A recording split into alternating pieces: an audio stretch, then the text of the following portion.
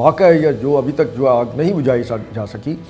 اور وہ ڈرونز کی جو ہے اپنا فیسلٹی تھی جہاں پر وہ ڈرونز تیار کیے جا رہے تھے، انڈین فورسز کو مار رہے ہیں، اور بہت ساری جگہوں پر جو ہے انہوں نے بڑے ہی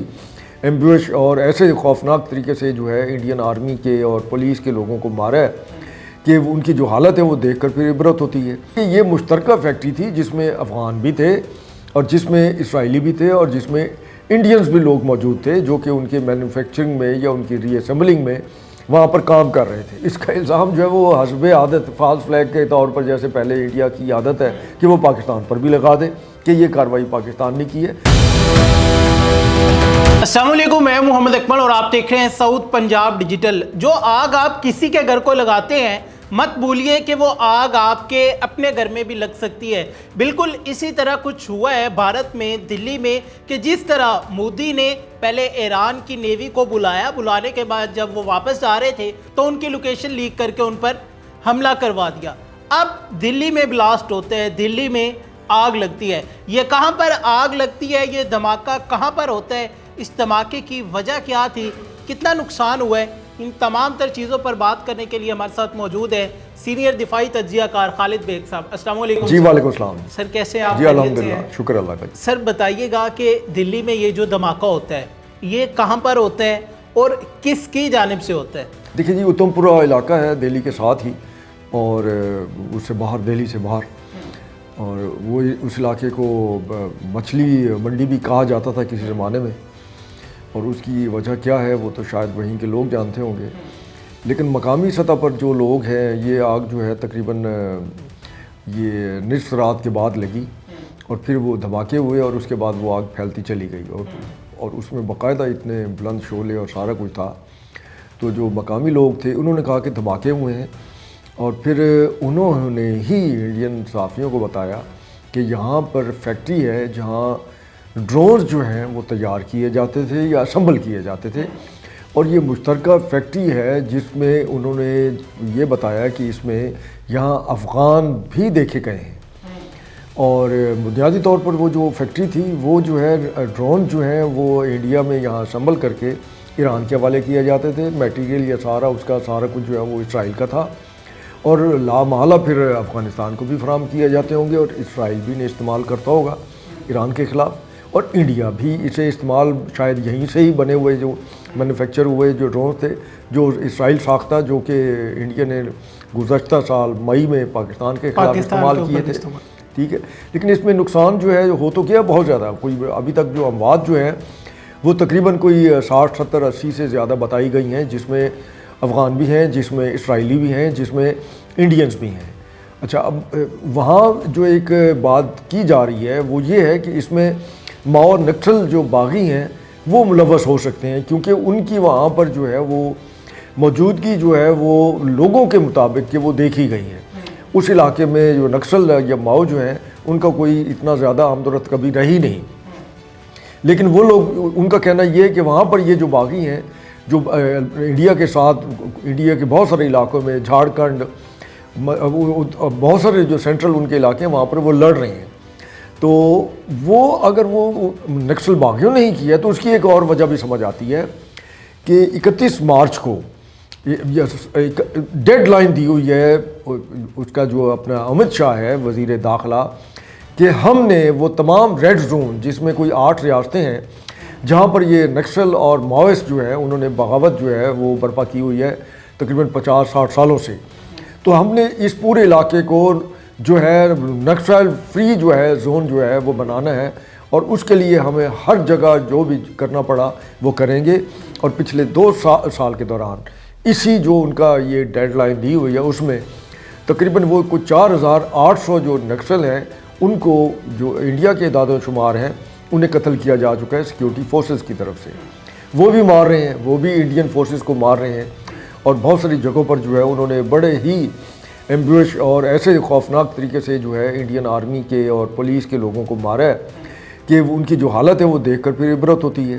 اصل یہی ہے کہ وہ فیکٹری تھی جس کے اندر بارود بھی موجود تھا، جس کے اندر تیار شدہ ڈرونز بھی موجود تھے۔ اب وہ دھماکہ ان کی اپنی کسی غلطی سے ہوا ہے کہ مس ہینڈلنگ کی وجہ سے ہوا ہے، جس کی وجہ سے اتنا بڑا نقصان ہو گیا ہے، اور اس کے شعلے جو ہیں وہ صاف ظاہر ہے وہ اب کسی کو چھپائے تو نہیں جا سکتے تھے. لوگوں نے ویڈیوز بھی بنائیں اور اس کے گرد جو ہے ہزاروں لوگ اکٹھے بھی ہو گئے دور کہ یہ کیا ہو گیا, اور پھر ان کو جس طریقے سے وہاں سے ہٹایا گیا, اور پھر اس کے بعد جس طریقے سے ہدایت جاری کی گئی کہ انڈین میڈیا کے اندر اس طرح کی کوئی چیز نہیں آئے گی. بالکل اور ہے بھی ایسی کہ اس وقت جو ہے انڈین میڈیا جو ہے ایسی کوئی ان کے ٹی وی چینل اس کو اس طرح کی کوئی خبر نہیں دے رہے, بلکہ وہ یہ کہہ رہے ہیں کہ یہ جو social media per videos I ہیں تو یہ ساری جو ہیں یہ اے آئی جنریٹڈ ہیں. ایسا نہیں ہے, اے آئی جنریٹڈ ویڈیوز جو ہے وہ پتہ نہیں چلتی, وہ اس میں فیکٹ فائنڈنگ میں جا کے بھی اس کا علم ہو جاتا ہے. لیکن بہرحال وہ آگ جو ہے اب سے 2 گھنٹے پہلے تک تو اس پر قابو نہیں پایا جا سکا تھا. اس وقت کی کرنٹ سے صورتحال کیا ہے یہ ابھی معلوم نہیں ہے. اچھا سر, اس میں آپ دیکھیں کہ کئی کلومیٹر دور سے جو آگ کے شعلے ہیں وہ آسمان میں بلند ہوتے ہوئے نظر آ رہے ہیں کہ آگ کی شدت جو ہے اتنی زیادہ ہے. گزشتہ کئی گھنٹے سے ریسکیو آپریشن جاری ہے لیکن کامیابی نہیں ملی, اور دوسری طرف 50 سے زائد جو ہلاکتیں ہیں وہ ہو چکی ہے. آپ کیا دیکھتے ہیں کہ کیا واقعی 50 ہلاکتیں ہوئی ہوگی یا پھر اس پر بھی پروپوگنڈا کر کے اسے چھپایا جا رہا ہے, بڑھایا جا رہا ہے, اس کی کیا حقیقت؟ دیکھیں جی, فیکٹری کے اندر کافی سارے لوگ تھے اور حاضر وہاں دن رات کام ہو رہا ہوگا, اور اس وقت جو صورتحال بنی ہوئی ہے اسرائیل کو ڈرونز کی ضرورت بھی ہے, اور لامحالہ اسرائیل کے اندر جس طریقے سے ایران نے بہت سارے ان کے جو مراکز تھے ان کو ٹارگٹ کیا ہے, ان کو کافی نقصان پہنچایا ایران نے اور عبرتناک حد تک نقصان پہنچایا. تو اس کے بعد انڈیا جو ہے بہرحال اس کا فیسیلیٹیٹر تو ہے. وہ تو ایک ویڈیو بھی آئی ہوئی ہے جس میں جیسے آپ نے ذکر کیا کہ انہوں نے انڈین اپنا آرمی چیف کا, جس میں وہ کنفیس کر رہا ہے کہ ہاں ہم نے نشاندہی کی تھی اور لوکیشن دی تھی, ہم نے جو مہمان بلایا تھا ایرانی جو بحری جہاز تھا جو جنگی مشقوں کے لیے ہمارے مہمان تھے, تو ہم نے اس کی نشاندہی اس لیے کی تھی کہ ہمارا اسرائیل کے ساتھ معاہدہ ہے. بھئی یہ کس طرح کا معاہدہ ہے کہ ایک مہمان کو آپ گھر بلاتے ہیں اور پھر اس کی نشاندہی کر کے 184 جو ہے وہ اس کے میرینز جو ہے ان کو شہید بھی کرا دیتے ہیں.